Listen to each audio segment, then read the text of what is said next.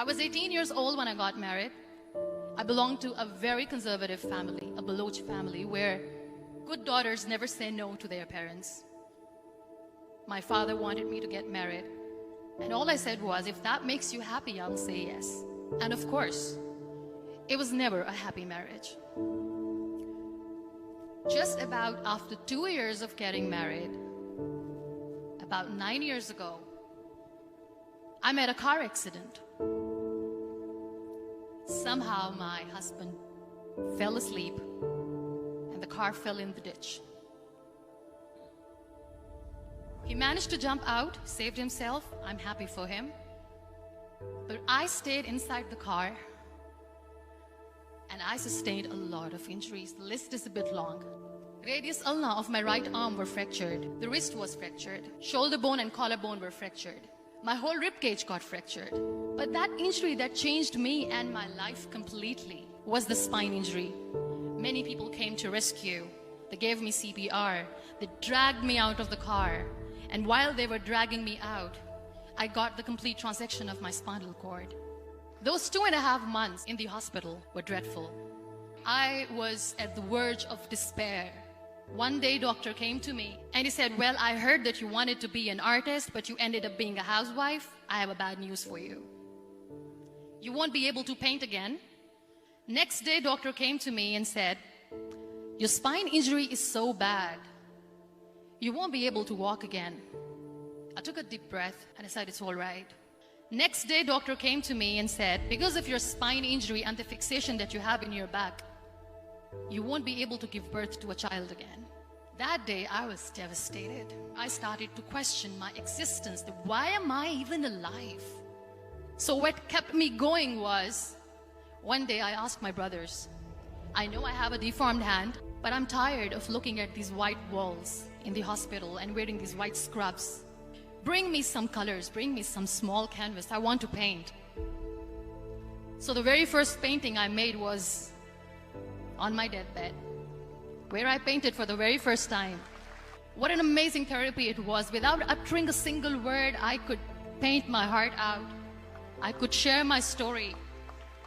People used to come and say, what lovely painting, so much color. Nobody could see the grief in it. Only I could. And that day I decided that I'm going to live life for myself. I am not going to be that perfect person for someone. I am just going to take this moment and I will make it perfect for myself. That I'm going to fight my fears. So I wrote down one by one all those fears. And I decided that I'm going to overcome these fears one at a time. You know what was my biggest fear? Divorce. But the day I decided that this is nothing but my fear, I liberated myself by setting him free. And I made myself emotionally so strong that the day I got the news that he's getting married, I sent him a text that I'm so happy for you and I wish you all the best. And he knows that I pray for him today. Number 2 was, I won't be able to be a mother again. And that was quite devastating for me. But then I realized there are so many children in the world, all they want is acceptance. So there is no point of crying, just go and adopt one. And that's what I did.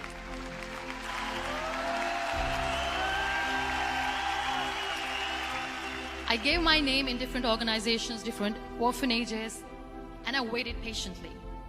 2 years later, I got this call from a very small city in Pakistan. I got a call and they said, are you Muniba Mazari? There is a baby boy and would you like to adopt?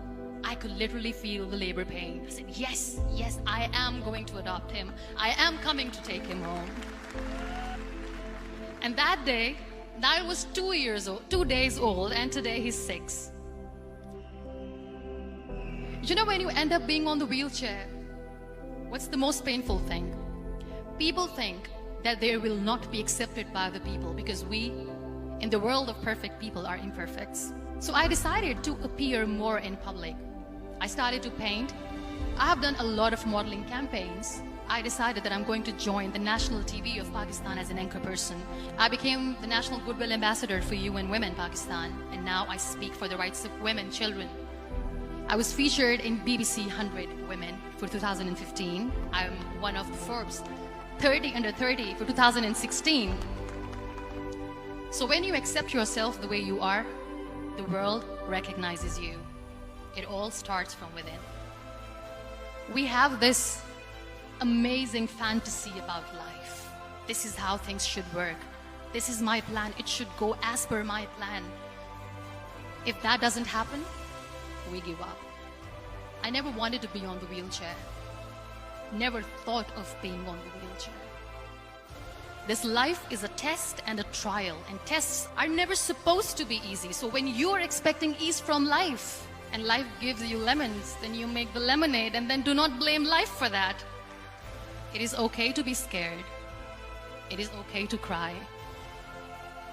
Everything is okay, but giving up should not be an option. They always say that failure is not an option.